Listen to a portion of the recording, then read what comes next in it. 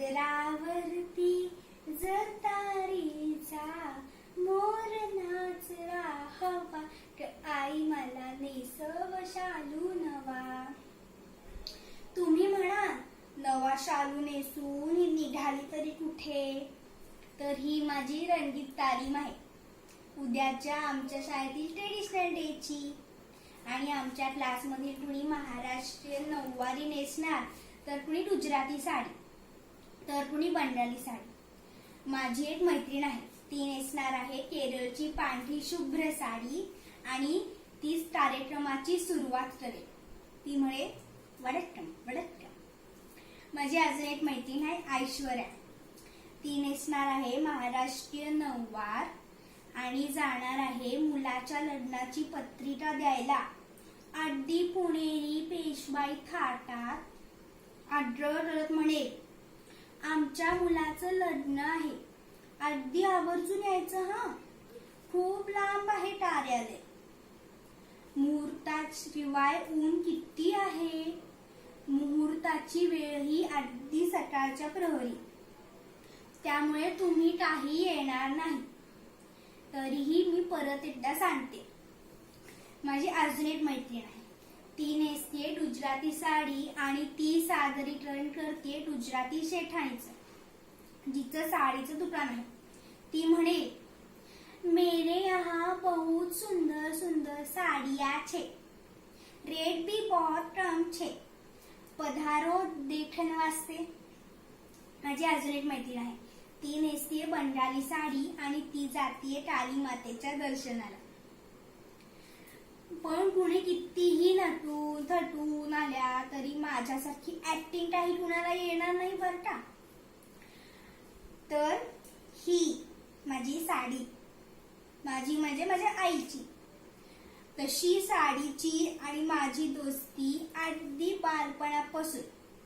माझ्या आईने माझ्या पणजी आजीच्या साड्यांची मला दुपटी शिवली होती. नंतर पणजी आजीशी खेळताना तिच्या त्या मऊ मऊ साड्यांचा स्पर्श खूपच मुलायम होता.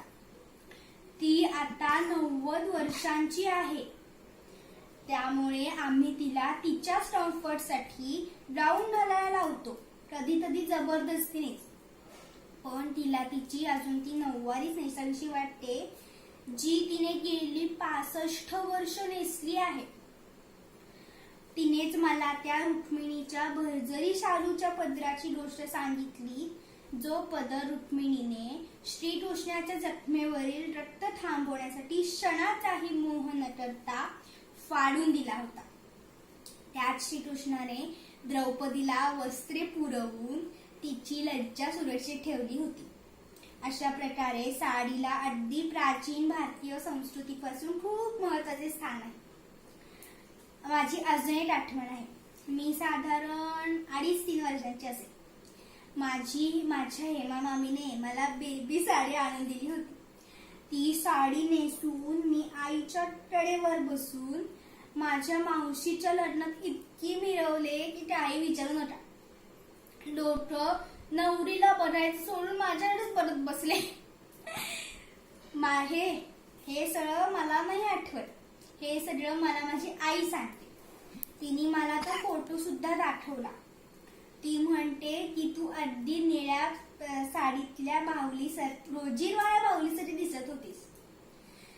आपली भारतीय साडी नेसून या विदेशी पर्यटक महिला सुद्धा तिथे रोजीरवाळ्या दिसतात नाही का.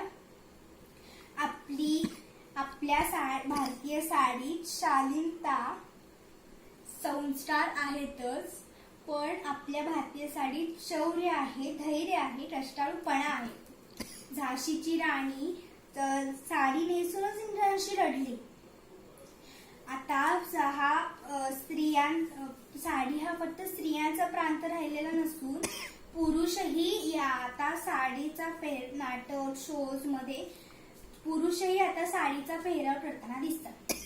बालगंधर्व, मोरूची मावशी, चाकी 420 अशी अनेक उदाहरणे आपल्या समोर आहेतच.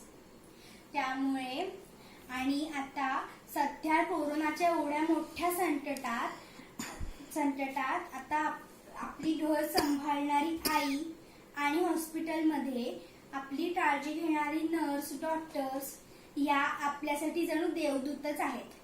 त्या आपल्यासाठी पदर खोचून आपल्यासाठी तयार असतात. तर माझ्या आईकडे इतक्या साड्या आहेत की काही विचारू नका. कपाट उघडलं की अंगावर कोसळतात.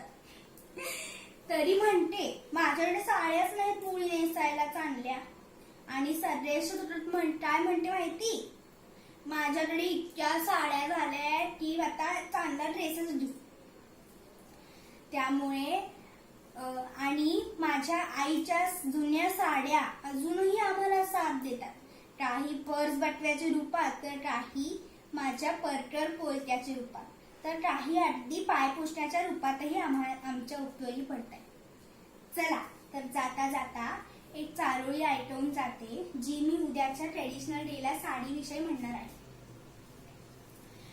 आईची साडी नेसून मी दिसते खूप छान, आईची साडी नेसून मी दिसते खूप छान. सुंदर सुंदर साड्या आहेतच भारतीय संस्कृतीची शान. कसे वाटले हे साडीचे घुंगराण, कसे वाटले हे साडीचे घुंगराण. मग द्याल ना मला पहिल्या नंबरचा मान.